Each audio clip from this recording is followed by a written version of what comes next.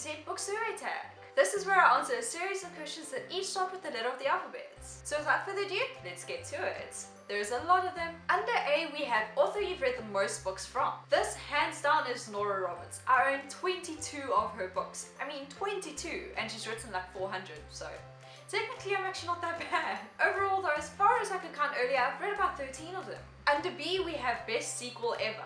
I am definitely going with Scarlet for this one. It is a sequel to Cinder in the Lunar Chronicles series, and it is such a good sequel. I love the characters and everything about it, and it just made me want to read more. There are probably other great sequels out there too, but I can't really think of any at the moment, so yeah, Scarlet. Under C, we have currently reading. I am currently reading King of Thorns by Mark Lawrence. I love it. Under D, we have drink of choice while reading. I would have to say Milo, and hot chocolate, and coffee.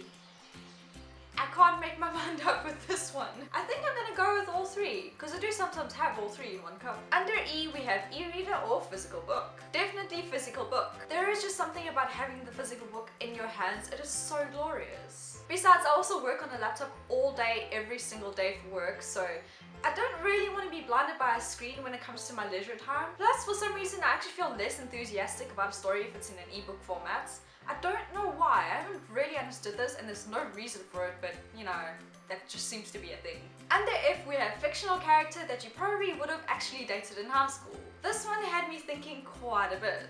You see, there's people I would have wanted to date in high school, and then there's people that I actually dated in high school, and they don't entirely match up. Though off the top of my head, I guess Rowan from Air of Fire, like, I think he might have been a candidate at least. I don't really know if there's anyone else I would date in the actual books, like actually date. Under G, we have glad you gave this book a chance. For this, I've chosen Percy Jackson and the Lightning Thief.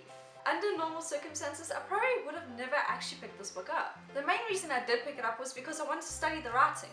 After all, if you want to write for middle grade, you kind of have to read middle grade fiction. Either way, I'm so glad I did. It really is good and such great fun. Under H, we have Hidden Gem Book. I declare this one as The Giver. I found the movie before I found the book, but I adored it so much. Seriously, if you haven't read it yet, read it. It appeals to almost anyone. It is a dystopian novel, but it is done so brilliantly. It really reflects a lot about life. Under I, we have important reading moments in your life.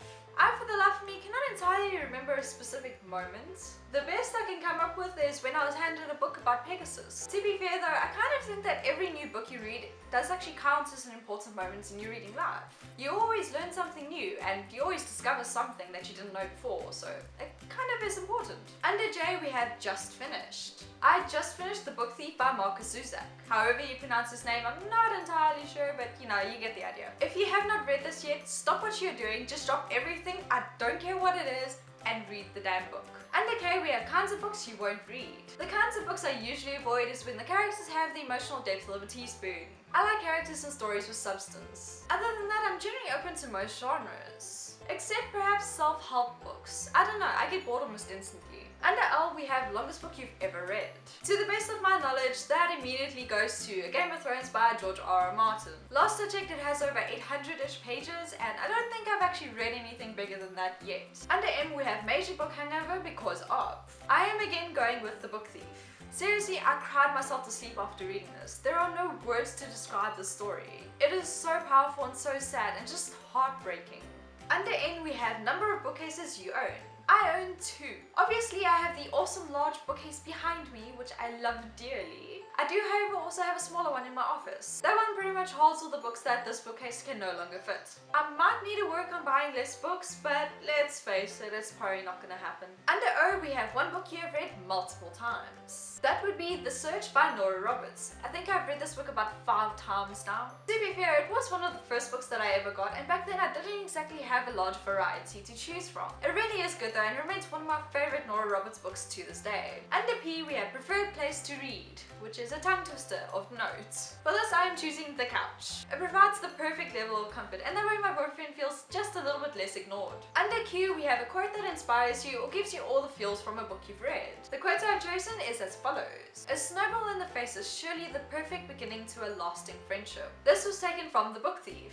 If you have read it, you know who the quote is about, and it kind of just makes me want to cry all over again. It really sums up their friendship so beautifully, and it's amazing. There are so many beautiful quotes to choose from with this book, and I actually had a tough time choosing one.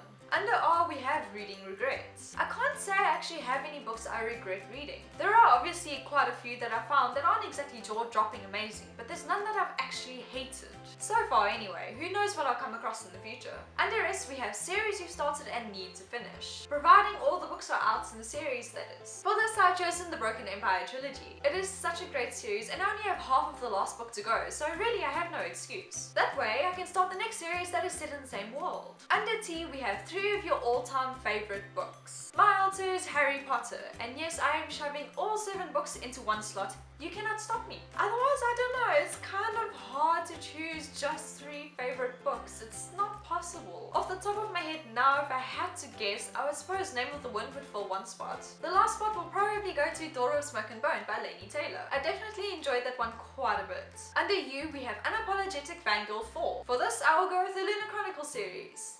And also the Throne of Glass series.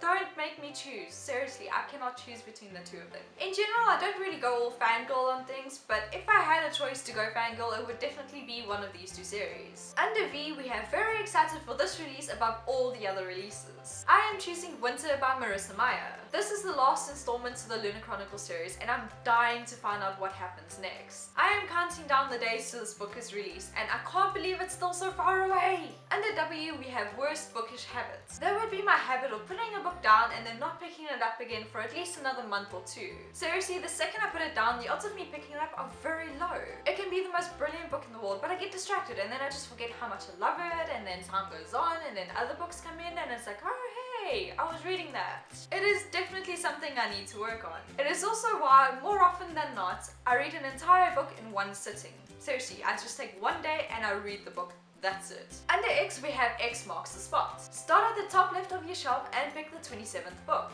So let's do this.